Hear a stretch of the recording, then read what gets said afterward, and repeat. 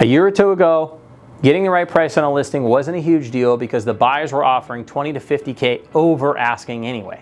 The demand was so high and inventory was so low that the homes were selling so quickly. Not as much thought was going into setting the right price. However, things are a little bit different now, and getting the price right from the start is more important than ever to nab buyers and make your sellers happy.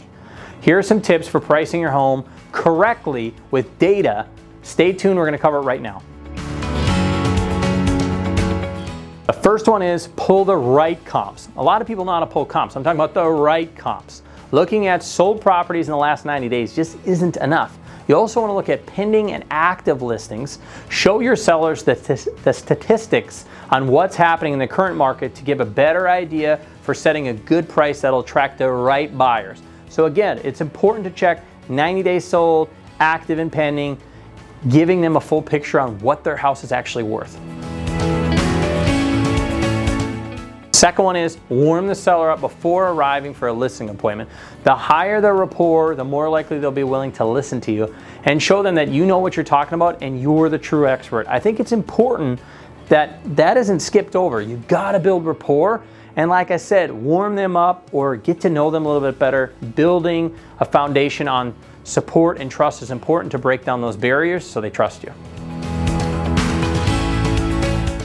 Third one is take time while going over pricing. When a seller is pushing for a price higher than what it should be, ask them to explain why they believe that it'll be a fair price. The chances are, when they're the ones trying to prove their pricing when stacked up against your stats and comps, they're more likely to see that a lower price will give them the best chance at selling their house. Again, if you have the research to back it up and they give you some price that's crazy obscene, you have the numbers. Without good numbers, you're really going off of what they're making up and you don't have a good answer. The fourth and final one is show the seller buyer's perspective. Print out some stats and graphs showing the seller the interest rates have gone up and how it affects the buying power, or anything else that's going on in the news or the media that you want to share with them. It's important that the client understands from the seller's perspective and the buyer's perspective that there's going to be some issues or these things are going to come up, but at the end of the day, if they understand what's going to be going along with selling the house, you're the expert and it's not going to catch them off guard. So in conclusion, it's a different ballgame today than it was a couple years ago. Getting the listing price is all that more important now to make sure you have happy sellers. Do the research, collect the data, set the expectations with sellers. That's probably the most important thing most people forget. Set expectations so there's no surprises. And you can't go wrong.